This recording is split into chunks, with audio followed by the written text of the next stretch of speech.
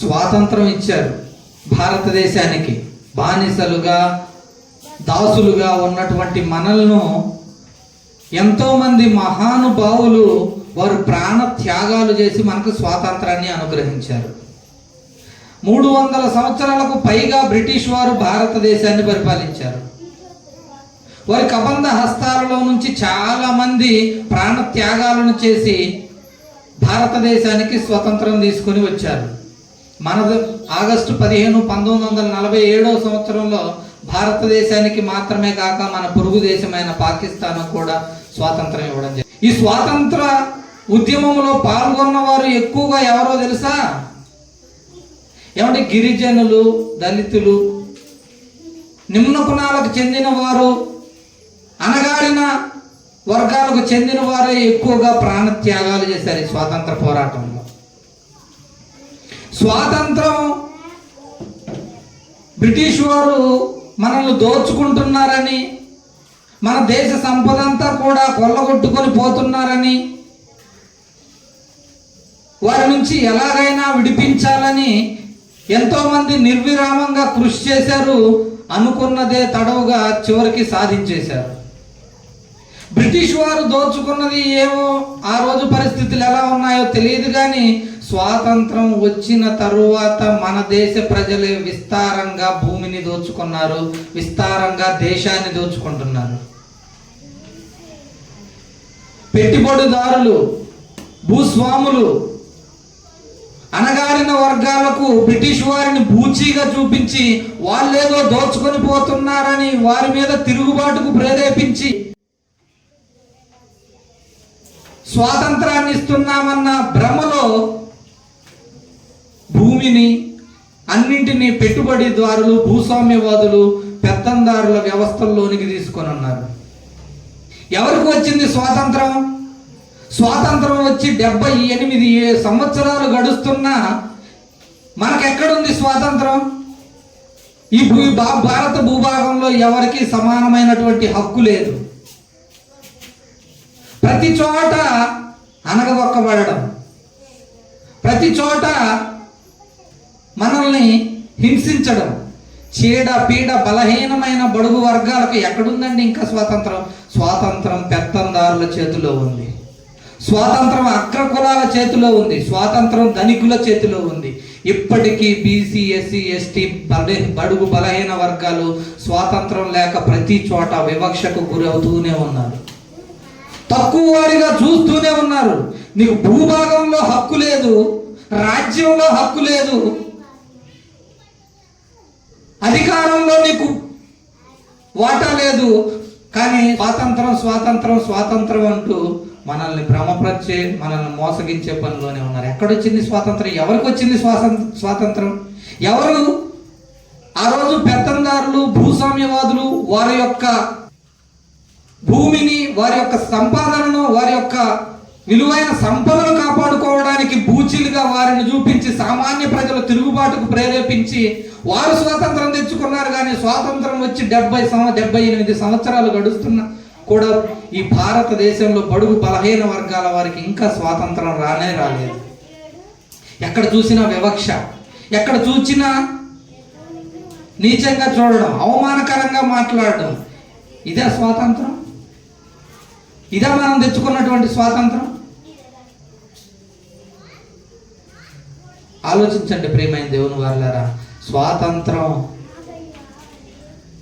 స్వాతంత్రం కోసం మరణించిన వారందరూ మనం మన కళ్ళ ముందు చూస్తున్నాం, మన పాఠ్య పుస్తకాల్లో చదువుతున్నాం. కానీ ఒక వ్యక్తి మనకు స్వాతంత్రాన్ని అనుగ్రహించాడు బైబిల్లో. ఆయన అనుగ్రహించినటువంటి స్వాతంత్రం ఆయన తప్ప ఈ భూమి మీద మరి ఎవరు కూడా అనుగ్రహించలేనటువంటి స్వాతంత్రం. ఆ వ్యక్తి ఎవరో, ఆయన ఇచ్చినటువంటి స్వతంత్రం ఎలాంటి స్వతంత్రమో ఈరోజు మనం బైబిల్లో నుంచి ప్రియమైన దేవుని వారలారా జాగ్రత్తగా పరిశీలన చేద్దాం. గలతీయులకు రాసిన పత్రిక, అపోస్తలుడైన పౌలు గారు గలతీయులకు రాసిన పత్రిక 2వ అధ్యాయం 4వ వచనం జాగ్రత్తగా చూడండి ప్రియమైన దేవుని వారలారా, దయచేసి ఎవరైనా చదవాలి. గలతీయులకు రాసిన పత్రిక 2వ అధ్యాయం 4వ వచనం. మనలను దాసులుగా చేసి కొనవలెనని క్రీస్తు యేసు వలన మనకు కలిగిన మనస్వాతంత్రము. క్రీస్తు యేసు వలన మనకు స్వాతంత్రం కలిగింది. మనలను దాసులుగా చేసుకొనవలెనని క్రీస్తు యేసు వలన మనకు స్వాతంత్రం వచ్చింది అని అంటున్నాడు అపోస్తలుడైన పౌలు గారు. ఇంకొక వచనాన్ని చూద్దాం. 5వ అధ్యాయం అదే గలతీ పత్రిక మొదటి వచనం. మొదటి గలతీ పత్రిక 5వ అధ్యాయం మొదటి వచనం. గలతీ పత్రిక 5వ అధ్యాయం మొదటి వచనం. ఈ స్వాతంత్రము అనుగ్రహించి క్రీస్తు మనలను స్వతంత్రులుగా చేసెను. ఏమంటే మనం ఏం దాసులుగా ఉన్నాం, మనం ఎందులో బానిసలుగా ఉన్నాం, క్రీస్తు మనకు ఏ స్వతంత్రం అనుగ్రహించాడు? స్వతంత్రం వచ్చింది మీకు ఆ క్రీస్తు ద్వారా అని అంటున్నాడు. భారతదేశానికి స్వతంత్రం వచ్చింది మహాత్మా గాంధీ ద్వారా కనబడుతుంది. బ్రిటిష్ వారి నుంచి విముక్తులుగా చేశారు, స్వపరిపాలన చేసుకుంటున్నారు. భారతదేశానికి స్వతంత్రం వచ్చింది కొంతమంది ప్రాణత్యాగాల వలన. ఐగుప్తు నుండి ఇశ్రాయేలు ప్రజలకు స్వాతంత్రం వచ్చింది మోషే గారి వలన. ఐగుప్తులో మగ్గిపోతున్నారు ఇశ్రాయేలీలు. 430 సంవత్సరాలుగా వారి యొక్క చెప్పు చేతలలో బానిసలుగా ఉంటూ వారి ద్వారా కఠినమైన బానిసత్వం చేయించుకుంటున్న రోజులలో మోషే గారి ద్వారా ఇశ్రాయేలీలకు ఐగుప్తు నుండి బానిసత్వం నుండి విముక్తి లభించింది. యేసు కూడా విముక్తిని ప్రసాదించాడు, మీకు స్వాతంత్రాన్ని ఇచ్చాడు అని అంటున్నాడు. యేసుక్రీస్తు వారు ఏ స్వాతంత్రాన్ని అనుగ్రహించాడు? మనం ఎక్కడ దాసులుగా ఉన్నాం, మనం ఎక్కడ బానిసలుగా ఉన్నాం, మనం స్వతంత్రులుగానే ఉన్నాం కదా. ఆయన ఇచ్చినటువంటి స్వాతంత్రం ఏంటి? ఆయన దేనిపైన పోరాడాడు? ఎవరిపైన పోరాడాడు? దేశం పైన పోరాడా? సంఘ సంస్కర్తల పైన పోరాడా? ఆయన ఇచ్చినటువంటి స్వతంత్రం ఏంటి? ఆయన ఇచ్చిన స్వతంత్రం ఎవరికి ఇచ్చాడు? స్వతంత్రం ఆయన అంటున్నాడు క్రీస్తు యేసు వలన మనకు స్వాతంత్రం వచ్చింది అని అన్నాడు. అది చూశారు కదా మీరు 2వ అధ్యాయం 4వ వచనంలో. క్రీస్తు యేసు వలన మనకు కలిగిన స్వాతంత్రం అని అన్నాడు. 5:1 ఈ స్వాతంత్రం మనకు అనుగ్రహించి క్రీస్తు మనల్ని స్వతంత్రులుగా చేశాడు అని అన్నాడు. ఏం స్వతంత్రం ఇచ్చాడు మనకి? మనం ఎవరికి బానిసలుగా ఉన్నాం? మనం ఎవరికి దాసులుగా ఉన్నాం? మనం ఎవరికి సుంకము కప్పము పన్నులు చెల్లిస్తున్నాం? మనకి దేని నుండి విముక్తి కలిగించాడు క్రీస్తు? మనం ఎవరికి బానిసలం? ఆయన ఇచ్చినటువంటి స్వతంత్రం ఏంటి? దేనికి దాసులుగా ఉన్నాం మనం? యోహాను సువార్త 8వ అధ్యాయం.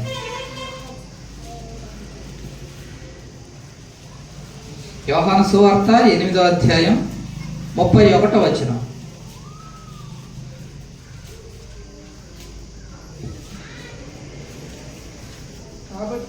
కాబట్టి యేసు తనను నమ్మిన యూదులతో, మీరు నా వాక్యమందు నిలిచిన వారైతే నిజముగా నాకు శిష్యులై ఉండి సత్యమును గ్రహించెదరు.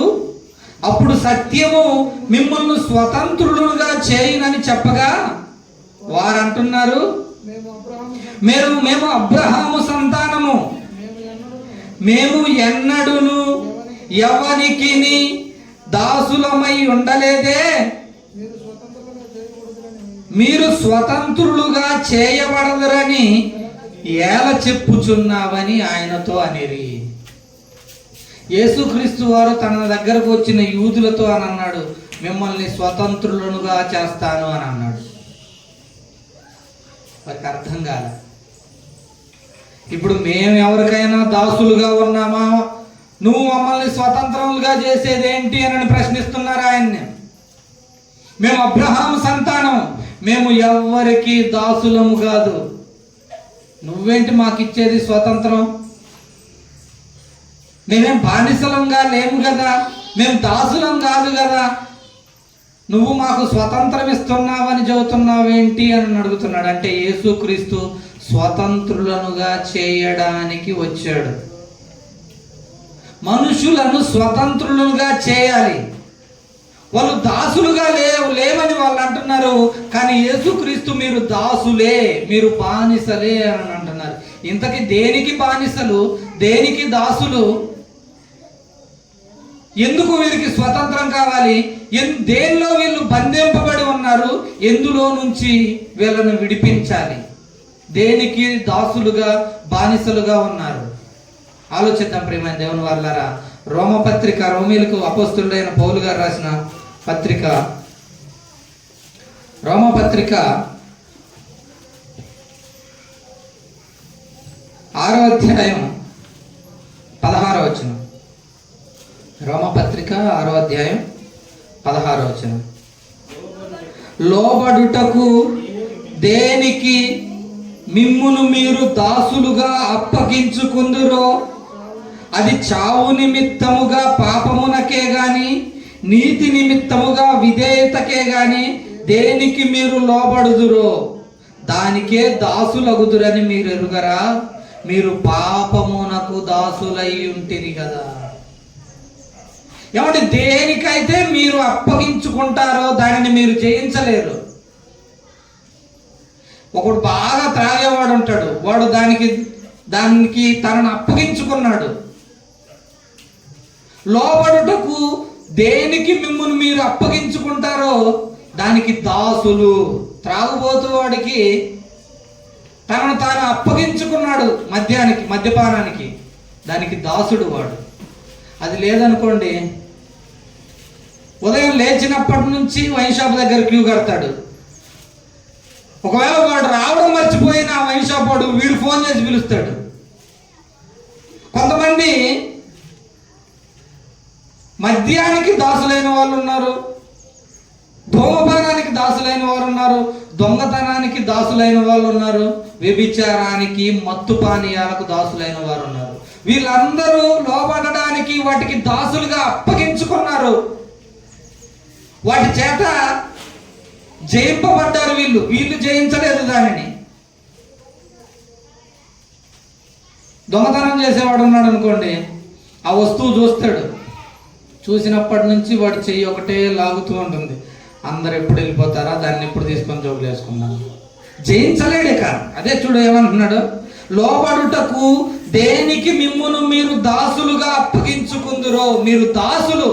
దొంగతనానికి దాసుడు వాడు, త్రాగుబోతు వాడు మద్యానికి దాసుడు, వ్యభిచారానికి దాసులైన వాళ్ళు ఉన్నారు. ఏరా అమ్మాయిని మర్చిపోవచ్చు కదరా, వదిలేరా, మారరా. మర్చిపోలేకపోతున్నానన్నా. దాసుడు అయిపోయావు, నువ్వు బానిసవైపోయావు. మద్యం మానేయచ్చు కదా, ఆరోగ్యం పాడవుతుంది. నువ్వు చెప్పాలి, మాకు తెలియదులే. మానేద్దామని ఉంటుంది కానన్నా, తాగలేకుండా ఉండలేకపోతున్నానన్నా అంటే దాసుడు అయిపోయావు దానికి. నువ్వు నీ అవయవాలను, నీ శరీరాన్ని దాసులుగా అప్పగించుకున్నావు. నువ్వు దాసుడివి, నువ్వు స్వతంత్రుడివి కాదు, నువ్వు బానిసవి. చెడు అలవాట్లకు నువ్వు బానిసవి. అందుకే ఏమన్నాడు కింద, మీరు పాపానికి దాసులు. మీరు స్వతంత్రులు అనుకుంటున్నారా? మేము ఎవరి కింద బానిసలుగా లేవు. మా కష్టార్జితంతో మేము బ్రతుకుతూ మేము స్వతంత్రంగా ఉన్నామని నీకై నువ్వు ఆలోచించుకుంటున్నావు. నువ్వు పాపానికి దాసుడవై ఉన్నావు. విడిచిపెట్టాలని నీ హృదయం నీకు ఎప్పటికప్పుడు చెబుతూనే ఉంటుంది, కానీ నువ్వు విడిచిపెట్టలేవు. అంటే నువ్వు దాన్ని జయించలేకపోతున్నావు. నువ్వు దాసుడివి, నువ్వు దానికి బానిసవి. వ్యభిచారాన్ని విడిచిపెట్టుకోలేకపోతున్నాడు, దానికి దాసుడైపోయాడు. దొంగతనానికి దాసుడైపోయాడు, విడిచిపెట్టుకోలేకపోతున్నాడు. పాపానికి మీరు దాసులు. మీకు స్వతంత్రం కావాలి. ఎవరి కిందైనా బానిసలుగా ఉంటే విడిపించడానికి మనుషులు ఉన్నారు, కానీ పాపానికి బానిసలైన వారిని విడిపించడానికి ఈ భూమి మీద యేసుక్రీస్తు తప్ప మరి ఎవ్వరూ లేరు. ప్రియమైన దేవుని వారలారా, మనుషులందరూ పాపము చేసి దేవుడు అనుగ్రహించు మహిమను పొందలేకపోతున్నారు. మనుషులందరూ కూడా దాసత్వంలో ఉన్నారు, బానిసలుగా ఉన్నారు. అందుకే అపవాది ఏమంది? యేసుక్రీస్తుని ఎత్తైన కొండ మీదకి తీసుకెళ్ళి ఈ లోకాన్ని, ఈ లోక రాజ్యం మహిమలన్నింటినీ చూపించి, ఇవన్నీ నాకు అప్పగింపబడి ఉన్నవి, నేను ఎవరికి ఇవ్వాలో వాళ్ళకి ఇస్తానని చెప్పిందా యేసుక్రీస్తుతో? ఒకసారి ఆ వచనాన్ని చూద్దాం ప్రియమైన దేవుని వల్ల. మత్తయి సువార్త 4వ అధ్యాయం. మత్తయి సువార్త 4వ అధ్యాయం 8వ వచనం. మరలా అపవాది మిగులు ఎత్తైన ఒక కొండ మీదకి ఆయన్ను తోడుకొని పోయి ఈ లోక రాజ్యములన్నింటినీ వాటి మహిమను ఆయనకు చూపి, నీవు సాగిలపడి నాకు నమస్కారము చేసిన ఎడల వీటన్నింటినీ నీకు ఇచ్చేదనని చెప్పాను. ఈ లోకమంతటిని, వాటి మహిమను. రాజ్యం అంటే ఏంటి? రాజ్యం అంటే ఏంటి? దేశం అంటే ఏంటి? దేశం అంటే మట్టి కాదోయ్ మనుషులో అన్నాడు ఒక మహాకవి. దేశము అంటే భూభాగం కాదు, అందులో ఉండేటువంటి జనాభా మనుషులు అని చెప్పాడు. రాజ్యం అంటే ఏంటి? ఎత్తైన కోటలు, ఎత్తైన ప్రహరీ గోడ, బురుజులు ఇవనుకుంటున్నారా రాజ్యం? కాదు, ప్రజలు. ఈ లోక ప్రజలందరూ కూడా నా చేతికి అప్పగింపబడి ఉన్నారు, నేను నీకిస్తాను అని అన్నాడు. అంటే భూమి మీద ఉన్న మనుషులందరూ దేనికి బానిసలుగా బ్రతుకుతున్నారు? ఎవరి కబంధ హస్తాలలో ఉన్నారు? దేనికి దాసులు వాళ్ళు? అపవాదికి దాసులు, పాపానికి బానిసలు. నీతిమంతుడు లేడు, ఒక్కడు లేడు, అందరూ దాసులు, పనికి మాలిన వారు, త్రోవ తప్పి ఏకంగా నశించిరి అని అన్నాడు. అంటే భూమి మీద ఉన్న మనుషులందరూ కూడా బానిసత్వంలో ఉన్నారు, పాపులుగా ఉన్నారు, అనీతిమంతులుగా ఉన్నారు, దేవునికి ఇష్టం లేని పిల్లలుగా ఉన్నారు, బానిసలుగా బ్రతుకుతున్నారు. తమ శరీరాలను పాపానికి బానిసలుగా చేసుకున్నారు, వాటి వలన జయించలేకపోతున్నారు. మానాలని ఉంటుంది, విడిచిపెట్టాలని ఉంటుంది, హృదయం ప్రేరేపిస్తుంది, పురుకొల్పుతుంది, కానీ ఆ పాపాన్ని మాత్రం విడిచిపెట్టనే లేకపోతున్నారు. ఎవరు ఎంతమంది మానుకొని తిరిగి మళ్ళీ అదే పాపంలో పడిపోయిన వారు ఉన్నారు. నీ శరీరం నీ ఆధీనంలో లేదు కదా, జయించలేకపోతున్నావు కదా. ఆత్మేమో వద్దు, తప్పు మాని, ఇక దేవుణ్ణి నమ్ముకో, నీతిగా బ్రతుకని నిన్ను పురికొల్పుతూ ఉంది, కానీ శరీరం మాత్రం నిన్ను బలహీనతల వైపు లాగుతూనే ఉంది కదా. ఆత్మ శరీరానికి, శరీరం ఆత్మకు విరోధముగా ఉన్నాయట. ఆత్మ సిద్ధమే, శరీరము బలహీనము అని అన్నాడు యేసుక్రీస్తు వారు. పాపాన్ని జయించలేకపోతున్నాం, దానికే దాసులమైపోయాం. అందరూ భూమి మీద ఉన్నటువంటి ప్రజలందరూ కూడా బానిసత్వంలోనే ఉన్నారు, దాసులుగానే ఉన్నారు. ఆ దాస్యం నుంచి విడిపించడానికే యేసుక్రీస్తు ఈ భూమి మీదకు వచ్చాడు. స్వతంత్రం ఎవరికి కావాలి? భూమి మీద ఉన్నటువంటి యావత్ మందికి, మనుషులందరికీ స్వతంత్రం కావాలి.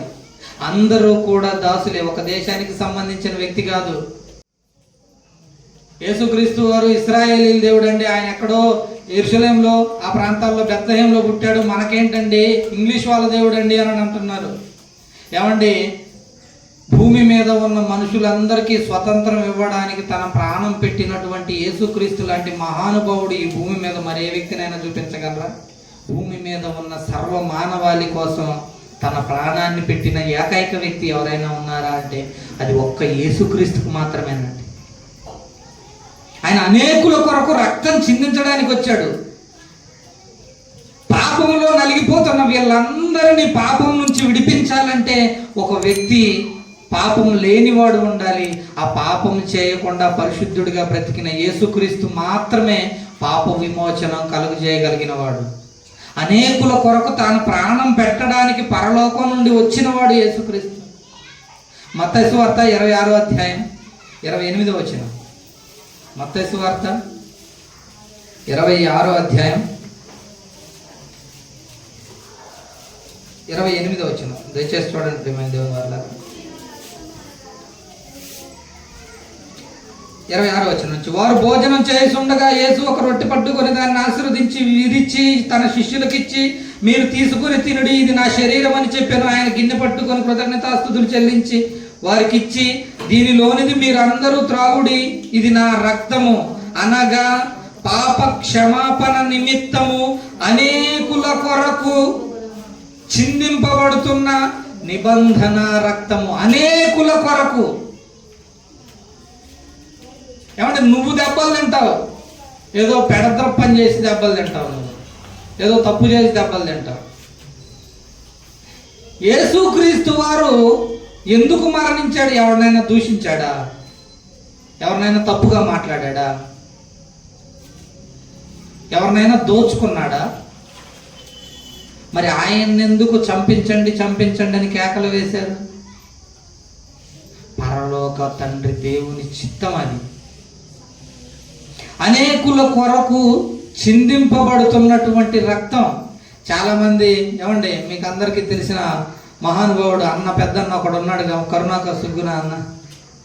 ఏమంటే యేసుక్రీస్తు ఎక్కడైనా మనుషులందరి కోసం నా శరీరం నేను చనిపోతున్నానని ఒక్క రెఫరెన్స్ చూపించండి, నేను క్రైస్తవంలోకి వస్తాను అని అంటున్నాడు. ఇదిగో చూడు 26వ అధ్యాయం 28వ వచనం, ఇది నా రక్తము అనగా పాప క్షమాపణ నిమిత్తం అనేకుల కొరకు చిందింపబడుతున్న నిబంధన రక్తం.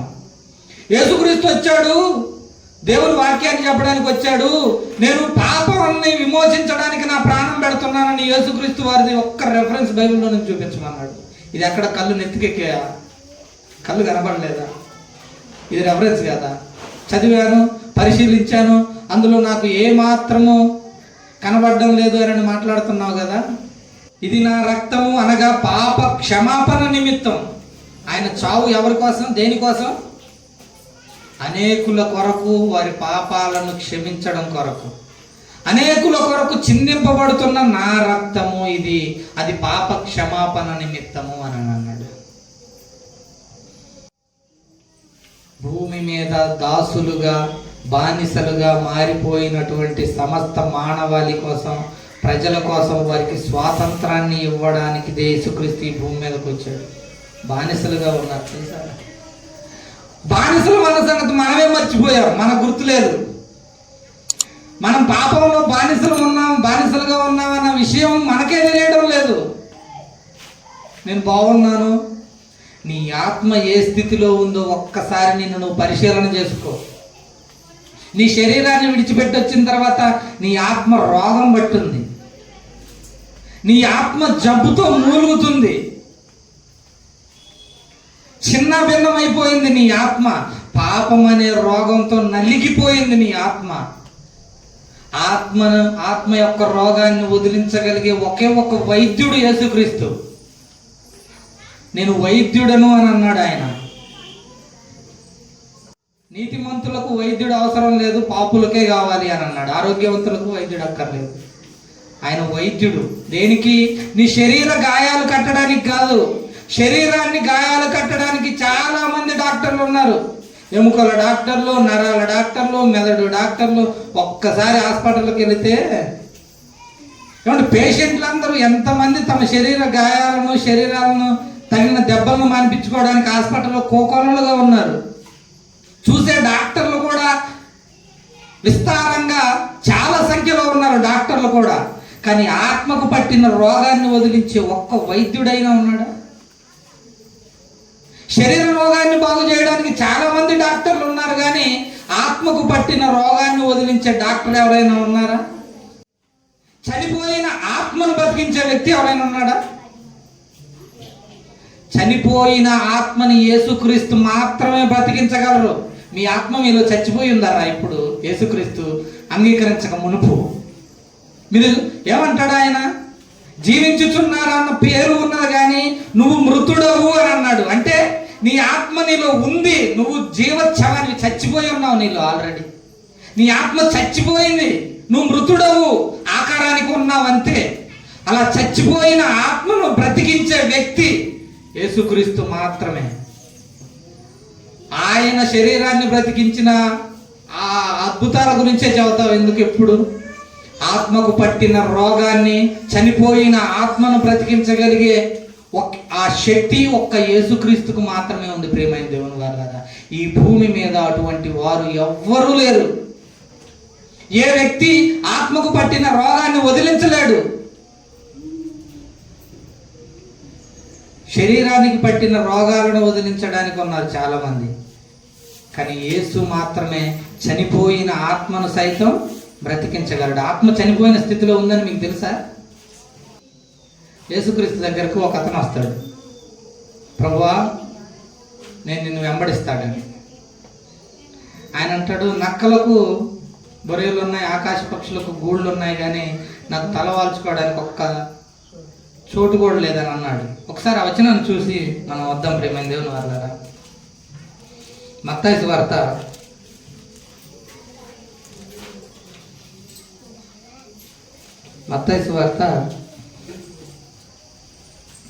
8వ అధ్యాయం